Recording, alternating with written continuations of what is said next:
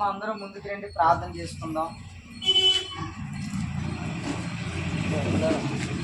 ఈ పక్క వచ్చేది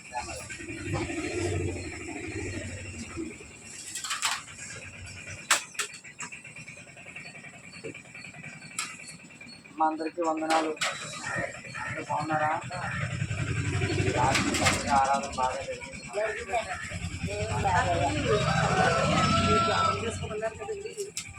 పడుకునిపోయాను. మధ్యలో లేచి అది చేసుకోమన్నారు, ఏదో చేసుకోమని పడుకుంటుపోయాను. స్వప్నం కరెక్ట్తో ఉందండి. అంత ఇలాగే చాలా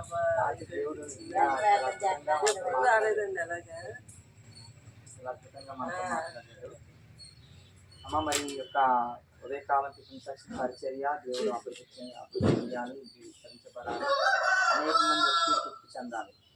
అయితే ఈ పరిచర్య దేవుడు ఎందుకొరకు ఏర్పాటు చేశాడంటే పెద్ద వయసులో ఉన్నవారు కొరకు అండి.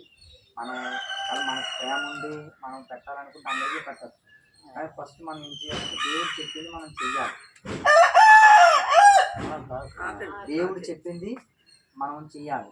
ఒకవేళ ఇంకా మనం చేయగలిగి మనకి సామర్థ్యం, బలం, ఓపిక అన్నీ ఉంటే అప్పుడు ఇంకా మనం అనేక మందికి మనం పెట్టవచ్చు. ఓకే, ముందు దేవుడు చెప్పింది మనం చేయకుండా మన సొంత నిర్ణయాల ప్రకారంగా మనం చేయకూడదు.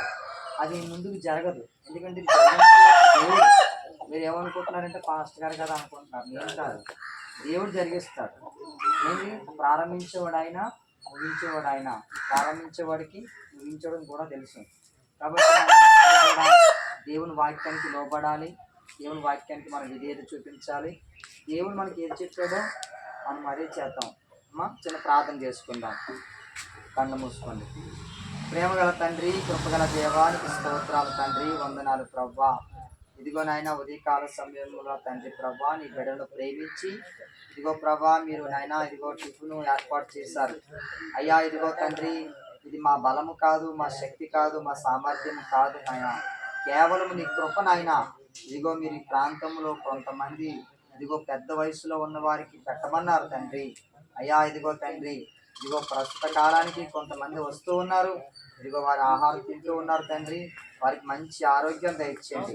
ఈ కృపలో ఈ బిడ్డలను దీవించండి, ఆశీర్వదించండి. ఇదిగో మీరు ఎవరికైతే పెట్టమన్నారో మేము వారికే పెడుతూ ఉన్నాము తండ్రి. ఇదిగో నాయన తండ్రి ప్రభు, మీ వాక్యానికి మేము లోబడి ముందుకు నడుచుకున్నట్లుగా మాకు సహాయం దయచేయమని ప్రార్థిస్తున్నాం.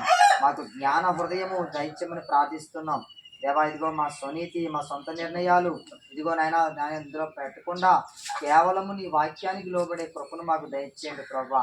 ఇదిగో ఈ పరిచయం నానాటికి మీరు విస్తరింపజేయండి. ఇంకా మీ ప్రాంతంలో ఎవరైతే వృద్ధులు ఉన్నారో, పెద్ద వయసు కలిగిన వారు ఉన్నారో వారందరికీ పెట్టడానికి మీరే సహాయం చేయమని, కృప చూపించమని, మహిమ ఘనత ప్రభావం మీకే చెల్లిస్తూ నజరేయుడైన యేసుక్రీస్తు నామమున ఈ ప్రార్థన మనం అడిగి వేడుకుంటున్నాము తండ్రి. ఆమేన్. ఆమేన్.